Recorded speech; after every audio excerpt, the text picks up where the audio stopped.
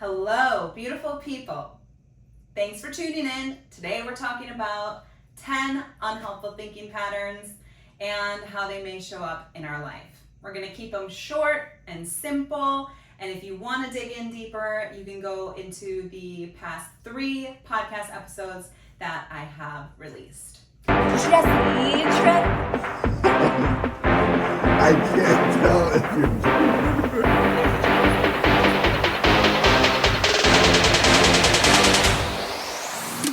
So the first one we're going to talk about is personalization.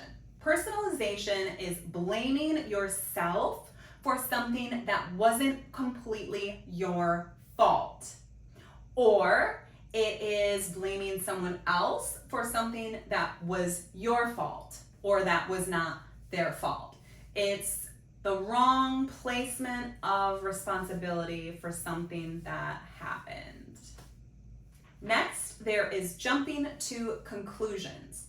Jumping to conclusions is when we create something in our mind that isn't necessarily true, but we treat it as fact. And there's 2 types.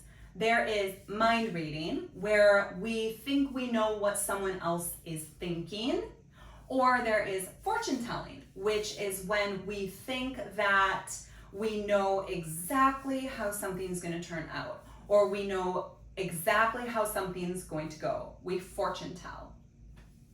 And the third one is using words like should. Some other words could be must, ought, need to, and we can use these for ourselves or for others. And these are overly critical words. They imply obligation, they cause guilt before you've even taken the action. They take away the empowerment and joy and pleasure of something that we could do or somebody else could do. If we apply shoulds to ourselves, it usually results in a feeling of guilt. And if we use shoulds for other people, it often results in feelings of us being frustrated with them. Next, we have all or nothing thinking. All or nothing thinking can also be called black and white thinking, like there's no gray area. It's, if I can't do it right, then I've failed. If I can't do it perfectly, then I'm not going to do it at all. There's no forgiveness or patience in a process for getting from point A to B. Or there's just really no leniency on letting life play out how it does, or letting your learning process or human experience just develop as time goes on. Black and white thinking just really limits your life. And then there's overgeneralizing. And this is when we see a pattern based on one single event. It's if one thing happens and then we say that always happens. Or one time something doesn't happen how we want it to, and nothing good ever happens to me. Using never, always, and words like that, that is overgeneralization. And it just simply isn't true. Things aren't always or never when it comes to the human experience. So it's not helpful if we use those overgeneralizing words to us and our behavior and our choices. And it's not helpful when we use those words like always and never for other people either. Like they never show up for me, or they're always rude. It's not helpful. And then we have our mental filter. And the mental filter is when we only pay attention to certain types of evidence. Like if you're on your personal growth journey and you don't pay attention to all your successes, all your unhelpful thinking habits that you've improved on. You only pay attention to the times that you fail. You only pay attention to the unhelpful thinking patterns that you still have. And you don't give credit to all your successes. The mental filter is when you only see through the little peephole of what you want to see. Mental filter isn't helpful because you're not recognizing all the good. You're only seeing the bad. And then we have disqualifying the positive, which is a little similar to the mental filter. It's not giving credit or not paying attention to the good things that you have done. It's just disregarding them, like saying they don't count. Like, oh yeah, I got an A on that test, but that doesn't count because I still have a C in the class. But you got an A on the test, so can't you celebrate that? Or, yeah, I did that, but I had to do that. It was something I was supposed to do, so it doesn't count.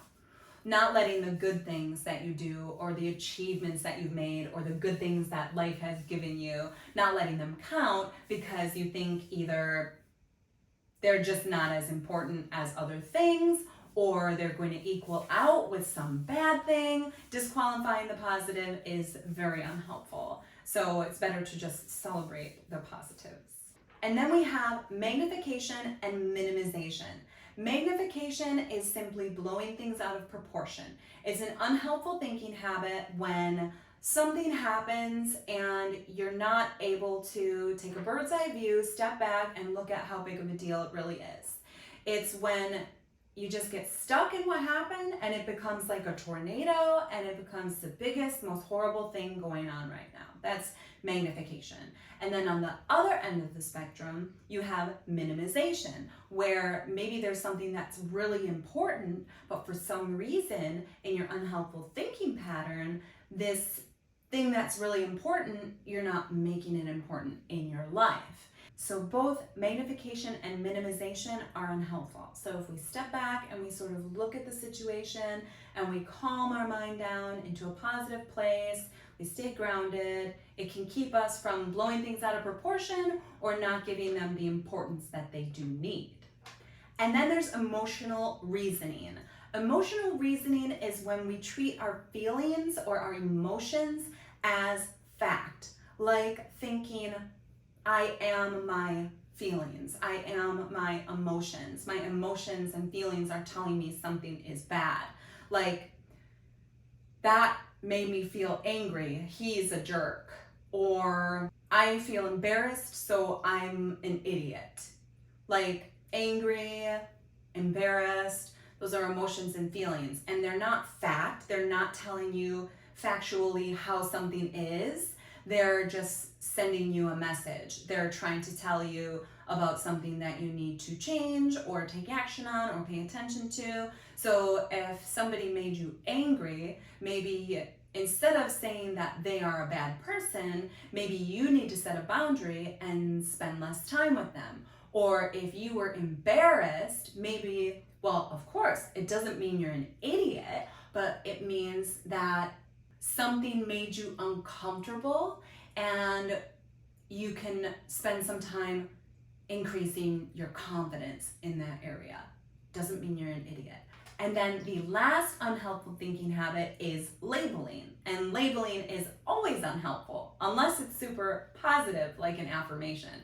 So unhelpful thinking habit labeling is if we see someone and we don't like what they're doing and we say, they're such a stupid person. Or if we say that to ourselves, we say, oh, I'm such a dummy, I'm so stupid. Those are labels. We're actually literally taking a label and sticking it on that person or on ourselves. And of course it's unhelpful. It's never helpful to say someone or yourself is useless or someone or yourself is the clumsiest person you've ever met. It's unhelpful, it's hurtful, it's a downer. So unless it's something more positive, like saying, wow, I am awesome, or I am so strong, or you are such a courageous person, you're so brave. Unless it's something like that, then those kind of labels I'll take any day, but not the negative ones, not the defeating ones. Those are our 10 unhelpful thinking habits. I am so glad this video is out here and you can watch it over and over and over and over and help digest that in your brain so you can kind of see what the different unhelpful things that your brain might be doing. And if you catch yourself in an unhelpful thinking habit, always remember you're not doing something wrong. It's not like you failed and you're not doing a good job because you're thinking these unhelpful thinking things. You're doing a great job because you're paying attention to notice if your brain is doing them. We all get stuck in these thinking habits, and a lot of times they're just automatic. It's how we grew up, it's how we learned to live life.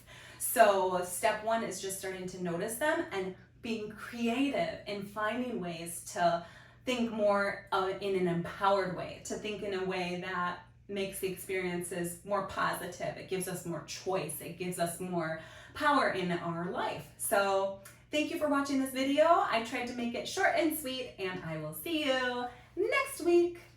Bye. I can't tell if you're